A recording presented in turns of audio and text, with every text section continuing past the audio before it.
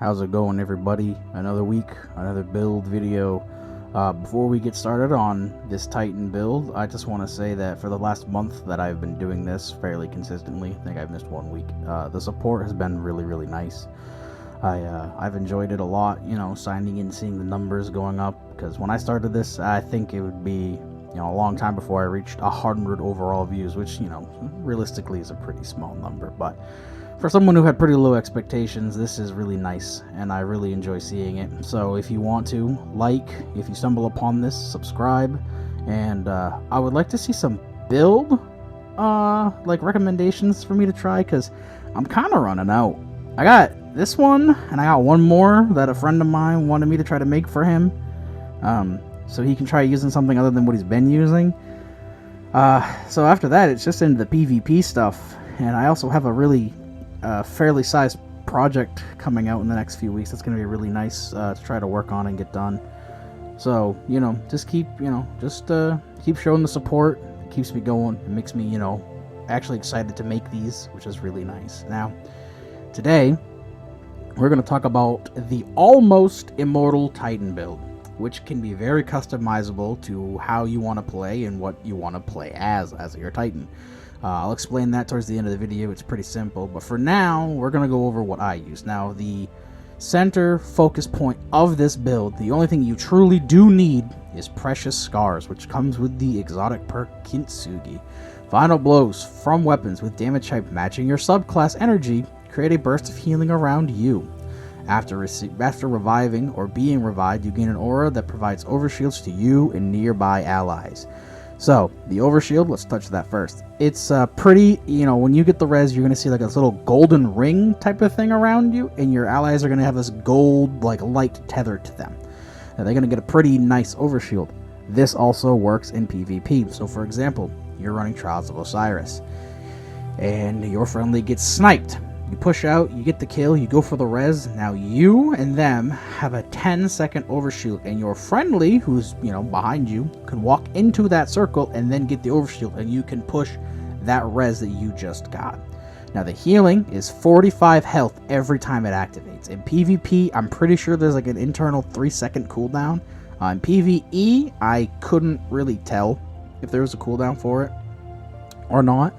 But it's really helpful, like in PvP, you dueling it, you're dueling somebody, I don't know, say they're using a Vex, you kill them, get your health back, now you can go duel the next guy.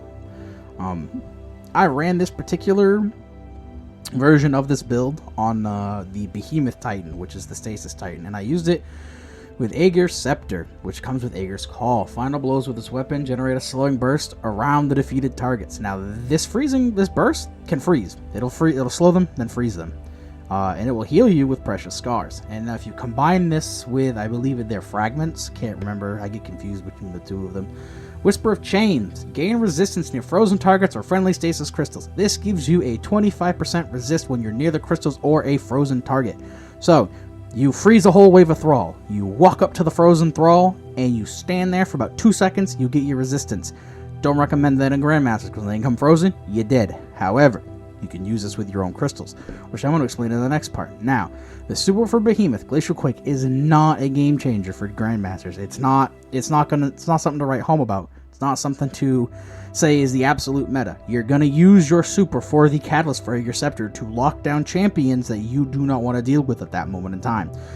For example, if you have an overload, you have 2 overload champions, you only want to deal, your friendlies want to deal with one of them, you activate the catalyst and you just burst fire that, you tap fire it like you would with a divinity or something, and they're going to stay frozen for a fair bit of time.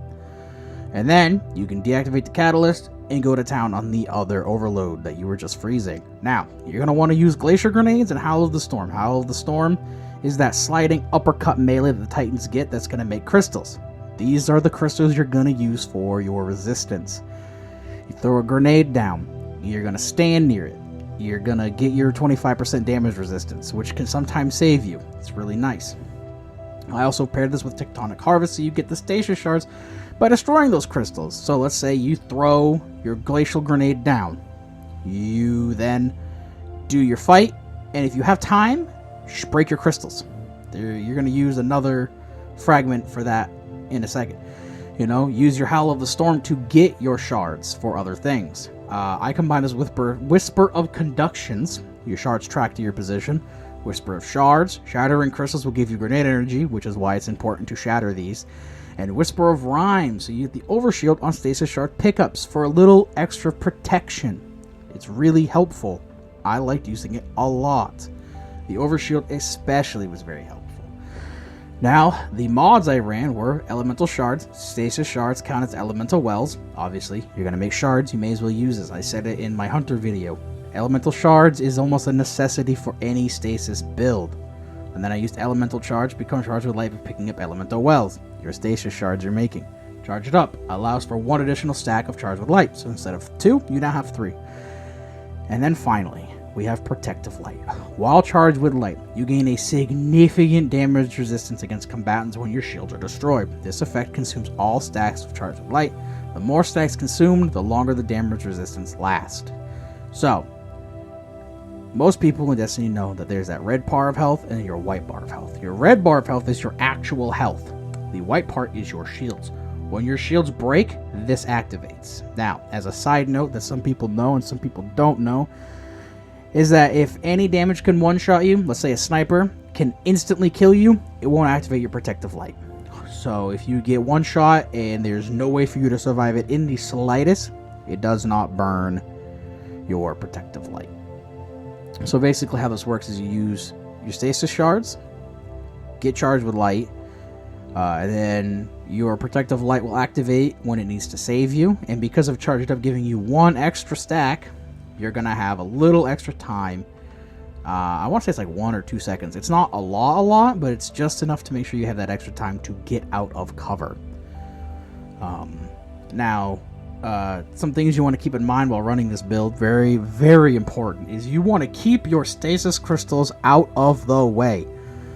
When I was testing this in the Lake of Shadows Grandmasters yesterday, there was many times that I misplaced my Stasis Crystals, and we couldn't escape. There was one time that I blocked off an entire exit, and I had to take the time to break those crystals and make sure that we had an escape route, so, you know, we didn't die. The range on Whisper of Chains, the damage resistance, is pretty forgiving. You can go pretty far away before you can really, you know, see the not having the damage resistance. Now, to use this with any other, you know, subclass is pretty self-explanatory. You just want to match Precious Scars with, you know, Energy Weapon with your subclass. Like, let's say you want to run Bubble, or you want to run Banner Shield, or you want to run anything on your Void subclass. You know, you can use things like Le Monarch, you can use Dull Composure, you can use Gnawing Hunger, you can use anything that has a Void damage type. Arc, same thing. Trinity Ghoul, Plug 1, Shadow Price, you know, anything of that nature. You know, Solar, you get the idea by now. Deku's Cartesian, which is really good.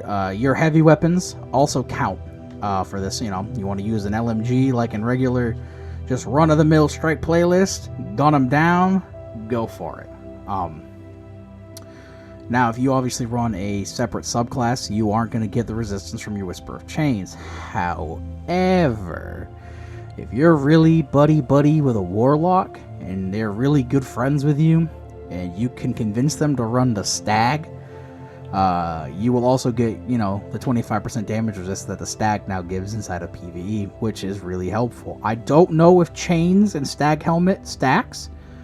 You know, test that out on your own. I never got a chance to do that yesterday, but that's it. That's the build, you know. That's my almost Immortal Titan build. You know, you want to stack up some resistances, and you want to heal yourself constantly using whatever weapon you want to use. So with that, I hope everybody's enjoying Festival of the Lost, which launched yesterday. Get your candy, get your page books, get your new pulse rifle, which I'm kind of sad is another energy and not a kinetic, because we don't really have that many kinetic rapid fire frame pulse rifles. Grandmaster is Lake of Shadows, drops Palindrome, the Swarm. Pally's really, really good for PvE and PvP depending on the roles you get. Another thing is that I'm getting ready to work on probably my biggest project to date, and it's going to be really helpful for newcomers. or people that just don't understand a certain aspect of this game, which we cover a lot on my channel, which is builds. It's going to be like a guide to build crafting, which I'm kind of excited for, kind of nervous for at the same time. But with that being said, I hope everybody has a good week and you can get the loot that you want the most. So I'll be seeing you guys next week.